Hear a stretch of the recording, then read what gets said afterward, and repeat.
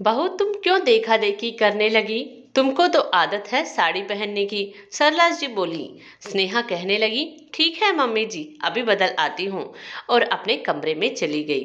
रमा जी बड़बड़ाने लगी, अब बड़ी बहू के भी रंग ढंग बदलने लगे हैं छोटी बहू को देखकर, वरना तो इतने साल हो गए आज तक सूट में नहीं देखा।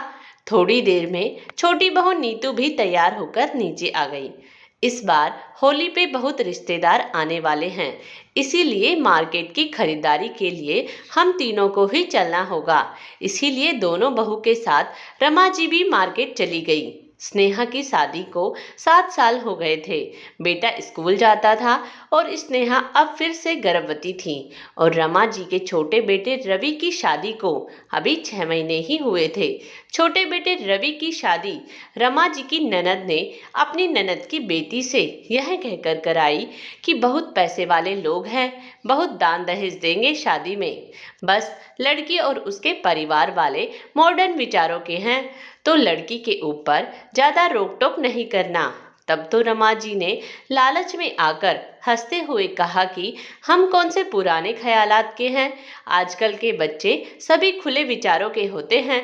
धूमधाम से शादी हुई और नीतू शादी के कुछ दिनों बाद ही सूट पहनने लगी, और फिर कभी जीन्स, और रमा जी को अपनी ननद की वजह से अब चुप रहना पड़ा। रमा जी अगर नीतू को कुछ कहती तो नीतू कह देती, मम्मी जी मेरे घर वालों ने पहले सब बता दिया था, अभी भी आपको परेशानी है तो आप मेरे घर वालों से बात करें, मेरे से झगड़ा ना कीजिए। अब रमा जी को अपनी ननद की वजह से चुप रहना पड़ा। खरीदारी कर लौटते हुए शाम हो गई। बड़ी बहू चाय बना लो, तब तक मैं अपनी कमर सीधी कर लेती हूँ, आज तो मैं बहुत थक गई। रमा जी तो बड़ी बहू को बोलकर आराम करने लगी। इतने में ही छोटी बहू नीतू का फोन बजा, और वह अपना फोन लेकर कमरे में जाते हुए बोली, मेरी चाय मेरे कमरे में पहुंचा देना। थकान तो स्नेहा को भी बहुत थी, लेकिन ना चाहते हुए भी चाय बनाई और रसोई का सारा काम कर बस अपने कमरे में आकर लेती ही थी। उसके मन में पुराने ख्याल घूमने लगे। स्नेहा बहू, सर पे पल्लू रहे हमेशा याद रखना, छोटे बड़ों से थोड़ा पर्दे का भी ख्याल रखना, कभी जोर से बात नहीं करना, ना जोर से हंसना, जेठ ससुर के सामने आवाज ना निकालना। रमा जी ने नई नवेली बहू स्नेहा को सब समझा दिया था। स्नेहा ने इन बातों का कभी विरोध नहीं किया, लेकिन जब स्नेहा के बेटा पैदा हुआ तो डिलीवरी के बाद उसने मैक्सी पहनने के लिए कहा तो रमा जी ने साफ मना कर दिया। बहू क्या परेशानी है साड़ी में, हमने भी बच्चे पैदा किए थे, ये सब चोचले हैं, हमने कभी ऐसा नहीं किया। स्नेहा ने अपने पति से भी कहा, लेकिन पति ने तो साफ हाथ ऊपर उठा दिए कि सास बहू के चक्कर में मैं नहीं पड़ने वाला, मुझे दूर ही रखो। लेकिन आज जब देवरानी आ गई, उसका जो मन करता है वो पहनती है, घर का काम करे तो ठीक और नहीं करे तो ठीक, उसके ऊपर ना कोई जोर जबरदस्ती है। सब कायदे कानून मेरे ऊपर ही क्यों, मैं भी इस घर की सदस्य हूँ।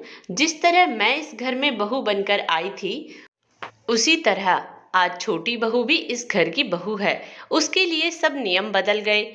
आज जब मैंने सूट ही तो पहना था और मेरा तुरंत बदलवा दिया, लेकिन नीतू चाहे कुछ भी पहने, उसके मायके के डर से उसे सब पहनने दिया जा रहा है। मुझे उससे शिकायत नहीं, लेकिन नियम तो सबके लिए एक जैसे ही होने चाहिए। स्नेहा ख्यालों में डूबी हुई थी कि अचानक से रमा जी की आवाज उसके कानों में पड़ी और उसकी तंद्रा टूटी। बाहर रमा जी चिल्ला रही थी, शाम हो चली है, खाना नहीं बनेगा क्या आज? बड़ी बहू सो गई क्या? ये भी कोई वक्त है सोने का?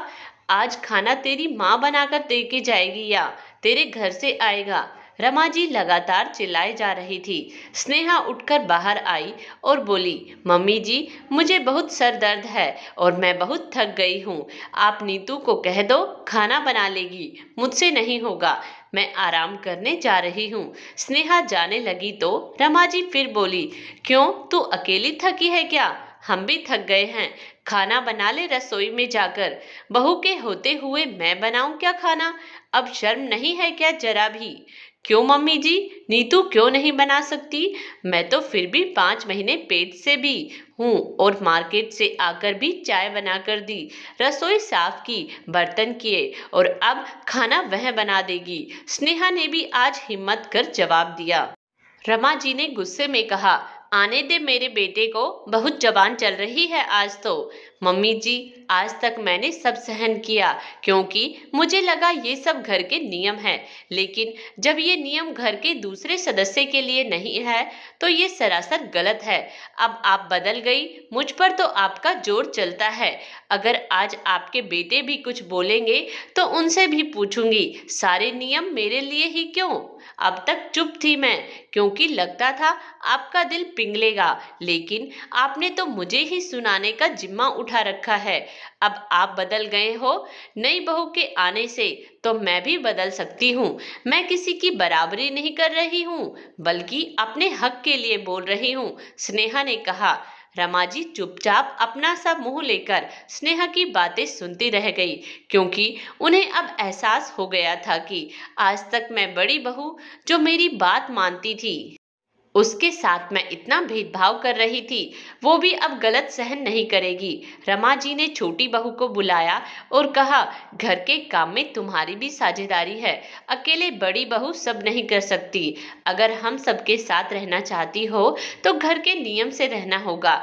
आज छोटी बहू नीतू भी सासू माँ की बात सुन नीची नजरें किए सासू माँ के साथ रसोई घर में हाथ बटाने लगी।